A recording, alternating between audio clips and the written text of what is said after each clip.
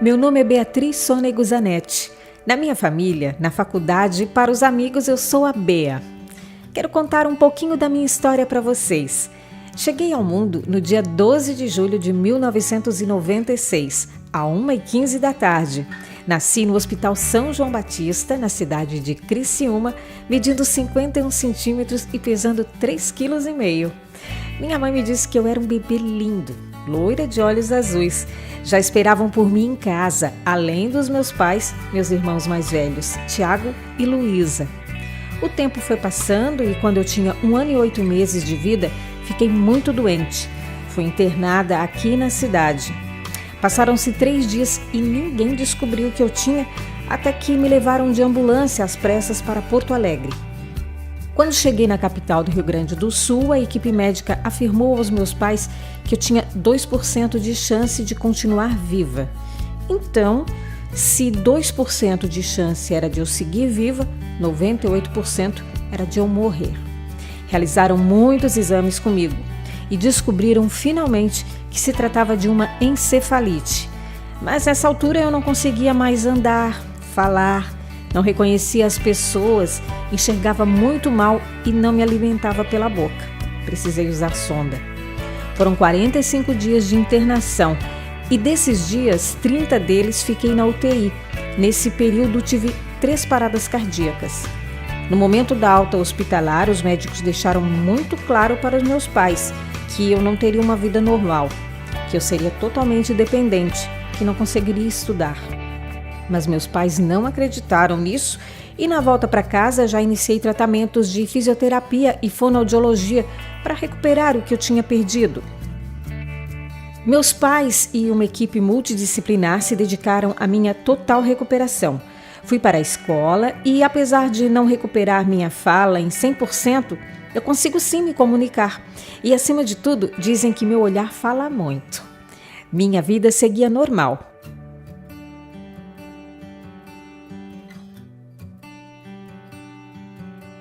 Cresci sempre cheia de carinho, sempre cheia de incentivo e muito apaixonada por livros.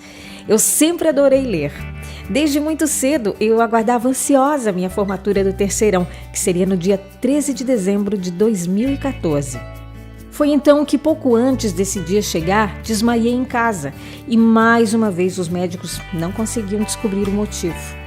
Após as investigações, fui diagnosticada com uma trombose venosa cerebral. Perdi muito da minha coordenação motora. Eu não conseguia andar. Sei que havia um montão de gente torcendo por mim e para me ver dia 13 de dezembro comemorando a formatura do terceirão com meus amigos.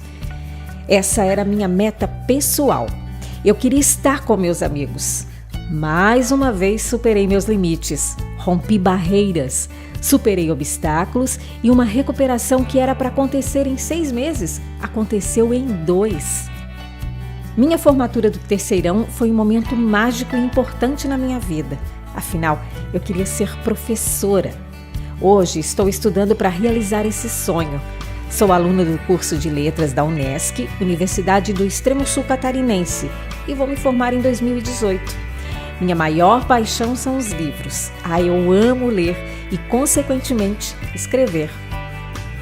No final de 2013, a musicoterapeuta Ana Léa Maranhão, em uma de nossas sessões de musicoterapia, conhecendo minha paixão pelos livros, me sugeriu escrever algo relacionado à música. Topei na hora, mas resolvi ir para o lado da ficção e falar também sobre uma das minhas grandes paixões, o Criciúma Esporte Clube. Apesar do clube estar passando por um momento difícil, achei que a homenagem seria merecida naquele momento. A Ana Léa foi muito clara comigo e me disse que talvez nem conseguíssemos publicar o livro. Embora os conselhos fossem sempre ouvidos por mim no meu coração, eu já tinha certeza que conseguiria publicar. Foram 8 meses dedicados à elaboração do livro e com um detalhe, ele era um segredinho meu e da Ana. Eu estava no 2º ano do ensino médio e dividia meu tempo entre as provas e o livro. Cada linha, cada parágrafo me faziam ter mais vontade de finalizá-lo. Eu não deixava de escrever um dia sequer. Meus pais começaram a achar estranho que eu não saía da minha sala de estudos e vivia na frente do meu computador. No final de 2013, meu pai foi à reunião para conhecer minhas evoluções e desenvolvimentos na clínica, com a musicoterapeuta e com a fonoaudióloga Andressa Guise. Naquele momento, Ana abriu para o meu pai a construção do meu livro. Ele ficou muito surpreso e ficou muito curioso sobre o tema. Quando meu pai contou para minha mãe, ela ficou bastante surpresa. Quando o Beto chegou da reunião que tinha todo ano, quando encerrava, né, o tratamento daquele ano, ele chegou e me disse: Rita, eu tenho uma novidade para te contar. Ele disse, mas fechou a porta e disse: não conta, porque a Beatriz pediu, que ainda não é para te contar. Não, a Ana disse que ele não podia contar ainda porque a Beatriz não tinha autorizado contar, porque ela queria levar o livro, ela queria publicar o livro e não queria contar. Daí a Ana disse que não, que isso não dava para fazer, então por isso que elas chamaram o Beto para contar para o Beto, mas que a Beatriz ia nos contar ainda. Então o Beto disse: é ainda um segredo. Eu disse: tá, mas conta, o que aconteceu? A Beatriz, está acontecendo alguma coisa com ela? Não, o Beto disse: não, a Beatriz escreveu um livro. Aí eu disse: um livro? Tá, mas Beto, assim, mas que assunto? De princesa? Ele disse: não, Rita, de futebol.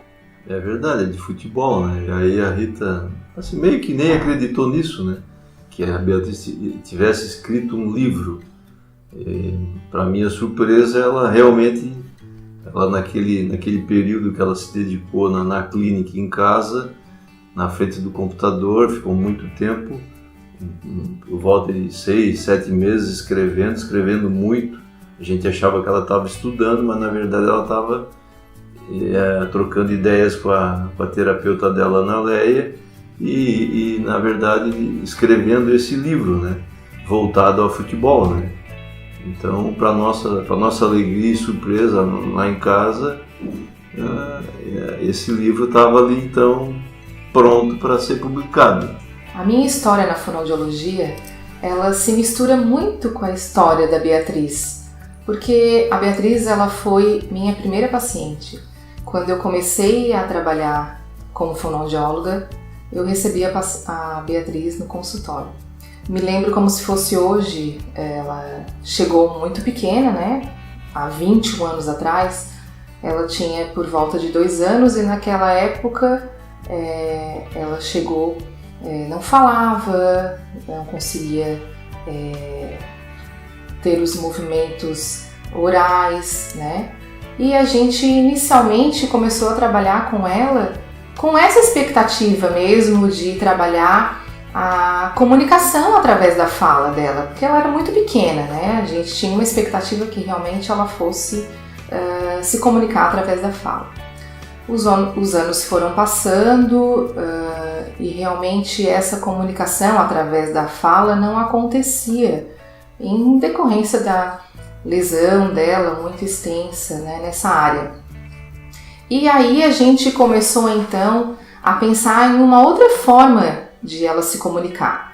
E eu sempre digo que não ser capaz de falar não é o mesmo de não ter nada a dizer, porque a Beatriz, ela se comunicava através das expressões dela, do olhar, e aí a gente começou então a trabalhar as questões da comunicação alternativa. Ela se comunicava inicialmente através de apontamentos de figuras, né, demonstrando o que ela sentia, o que ela pensava, o que ela queria, né, porque ela entendia tudo, desde muito criança, como eu falei, ela chegou para mim muito novinha, ela já tinha uma personalidade muito forte, muito dela, ela se expressava através do olhar.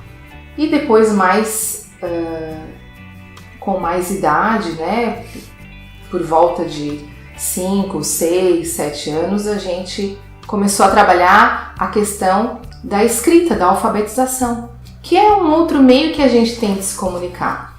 E logo a Beatriz se alfabetizou e desde então ela se encantou com a questão da escrita e da leitura, né?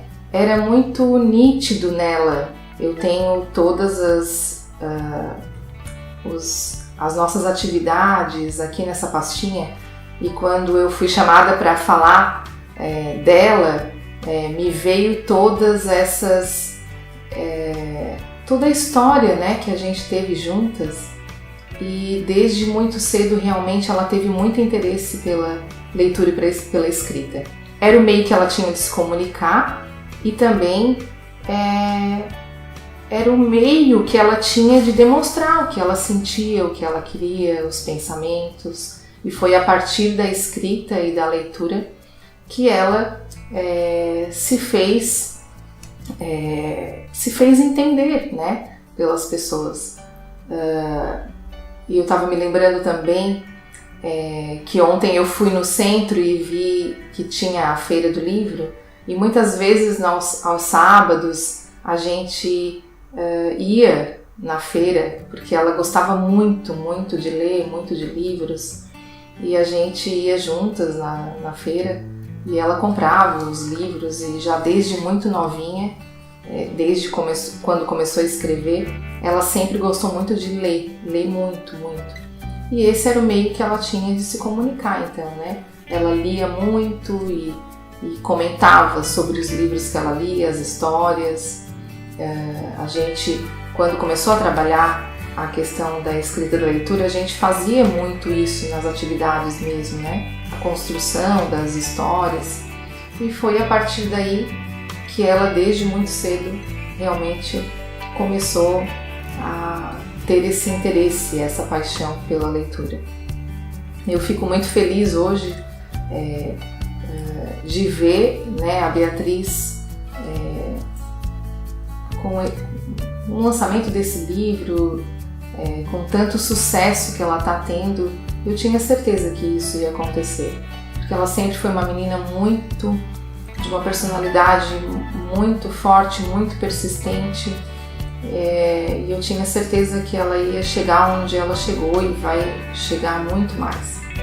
Hoje ela não está mais em terapia, né? Mas eu fico de longe aplaudindo todas as evoluções dela. Fico muito feliz mesmo de poder ver tudo que ela está realizando, o sonho dela. Eu fico muito feliz mesmo.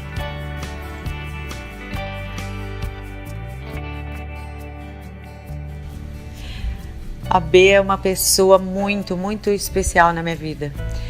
A Bea chegou para a musicoterapia com 3 anos de idade, e desde aquela época ela já tinha esse olhar extremamente significativo e expressivo.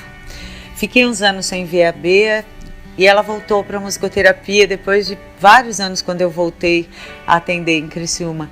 Já uma menina, uma adolescente, extremamente bem-humorada, inteligente, pega as coisas assim com uma incrível facilidade e uma alegria que é contagiante. Eu atendi a B uns anos, agora em Criciúma, e desses atendimentos apareceu a ideia que a B estava querendo mais do mundo, estava querendo mais pro mundo. Enfim, e aí conversando, trocando ideia com outros profissionais que atendem a B, eu falei, eu vou começar a trabalhar, como eu escrevo também, né? Já tenho livro escrito, tudo. Aí surgiu a ideia. E a B fez com a maior facilidade isso. Demos muitas e muitas risadas nesse processo todo. Foi um processo muito gostoso, muito divertido. Olha, não teve semana que ela deixou de escrever.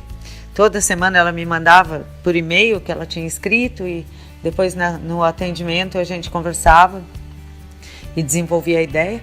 No começo foi sem os pais dela saber, que ela não queria, ela queria que fosse surpresa. Aí chegou uma hora, o livro estava pronto praticamente.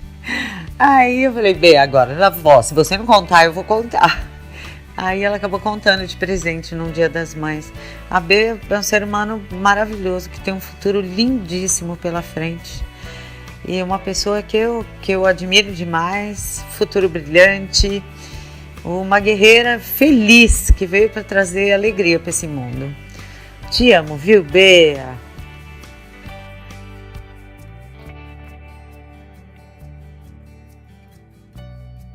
Logo em seguida, precisei pensar na capa e na revisão.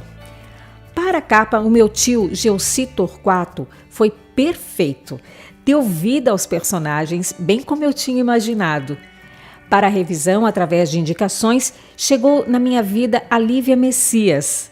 Atenciosa, competente e criativa, me ajudou muito nesse processo. Para a publicação, escolhi a editora Multifoco. No dia 12 de setembro de 2016, os livros chegaram na minha casa. Foi um dia muito especial. Um dos meus grandes sonhos estava ali, materializado. O Diário de uma Torcedora já era uma realidade e iniciamos um trabalho forte de divulgação nos veículos de comunicação da cidade.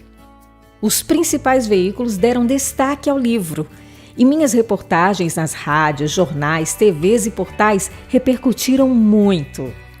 Quando eu conheci a história da Beatriz através de um convite para ajudar na divulgação do lançamento do primeiro livro dela, logo fui apresentado por uma história muito surpreendente, muito inspiradora.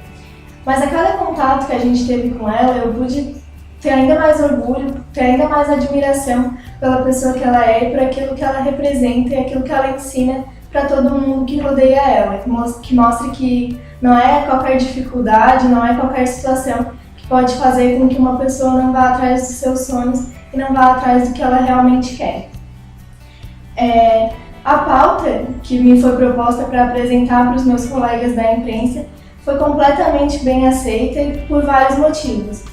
A Bea, por si só, ela é uma menina linda, é uma menina que encanta quem conhece ela, e quando a gente foi conversar com os colegas para apresentar essa história e pedir que eles dessem espaço nos seus veículos para que a gente pudesse contar um pouquinho dessa história inspiradora, foi muito fácil, porque além de ela ser uma menina incrível, ela ligou a paixão dela por livros, a paixão dela por literatura, com um assunto que todo mundo aqui na cidade ama, que é uma paixão quase unânime, que é o tigre. Então, com um trabalho muito caprichoso, feito com muito cuidado por ela, pelos pais dela, pelas pessoas que ela contratou, claro, para ajudar, desde a ilustração, que foi feita também por um amigo, a correção, todos os detalhes foram feitos com muito cuidado e tornaram um material que encantou todos os nossos colegas, e foi quase unânime a aceitação para que eles pudessem também colaborar conosco nessa divulgação. Não só os colegas que fizeram essa ponte entre a Bea, entre mim, entre as pessoas que assistiram às reportagens, às entrevistas ou leram, os próprios leitores, ouvintes, telespectadores deram um feedback também muito positivo com relação a essa história que movimentou a cidade, e uma prova disso foi o dia do lançamento, que foi um dia maravilhoso, que a Bea recebeu muito carinho de pessoas que ela já conhecia, de pessoas que ela conheceu naquela hora, que ficaram sabendo do projeto dela, e tornou todo o trabalho ainda mais positivo, ainda mais completo. Tudo isso foi possível, claro, graças à dedicação da Bea, graças à força de vontade dela, e que mostra pra gente que quando ela quer alguma coisa, quando ela gosta de alguma coisa, ela é muito decidida, muito dedicada, e fez com que tudo isso pudesse ser realidade, né? Então ela deixa esse ensinamento pra gente, que apesar de qualquer dificuldade, de qualquer limitação, isso é muito pouco quando alguém realmente tem um sonho. O sonho dela é esse, o sonho dela é muito mais, porque esse já foi realidade, ela já ficou muito orgulhosa, já ficou muito feliz, mas ela pensa grande, e esse é mais um ensinamento que ela deixa pra gente. Então, que a gente possa aprender todos os dias, em cada contato, em cada lembrança que a gente tiver desse livro, a ir atrás dos nossos sonhos e ser feliz principalmente com isso, ser feliz a cada vitória, a cada realização, porque é isso que ela tem para nos ensinar, é isso que ela tem para deixar pra gente, para deixar para todo mundo que lê os livros dela, esse e com certeza os próximos que ela vai escrever. Dia 29 de outubro foi o dia escolhido para o lançamento do livro na Livraria Fátima, o ponto mais tradicional para os lançamentos e incentivos literários da cidade. Nesse dia, a loja teve recorde de vendas de livros em lançamento de sua história. Recebi mais de 300 pessoas, vendi todos os meus livros e já parti para a segunda edição. Hoje, meu livro está por toda parte do Brasil e as pessoas que leem me dão um feedback positivo. O Diário de uma Torcedora, para mim, é a realização de um sonho e a certeza de que todos os nossos desejos podem se tornar realidade se de fato nos dedicarmos e persistirmos em nossos propósitos. E esse foi meu primeiro passo. Tenho ainda muito a aprender e muitos desafios a superar. Porém, já provei para mim mesma e para todos que minha vontade é capaz de qualquer coisa. Basta a gente acreditar. Eu quero ir muito mais longe e tenho certeza de que vou conseguir, pois o necessário eu tenho: sonhos e determinação para ir em busca deles. Por fim, deixo a minha dica. Vocês também podem realizar o que desejarem. Sonhem alto e nunca deixem de acreditar. Ellen Kitt diz o seguinte: mulheres confiantes não se permitem duvidar de seus propósitos. Elas não vão atrás das melhores ondas, nadam em seus próprios mares de possibilidades. O Diário de uma Torcedora é uma história ficcional que os personagens principais são os amigos Maria Clara, Camila, Ana, Miguel, Manuel e Luiz. Eles vivem altas aventuras sempre juntos e mesmo com personalidades diferentes, têm uma paixão em comum: o Criciúma Esporte Clube, o melhor time de Santa Catarina. Além disso, eles têm um tigre de estimação.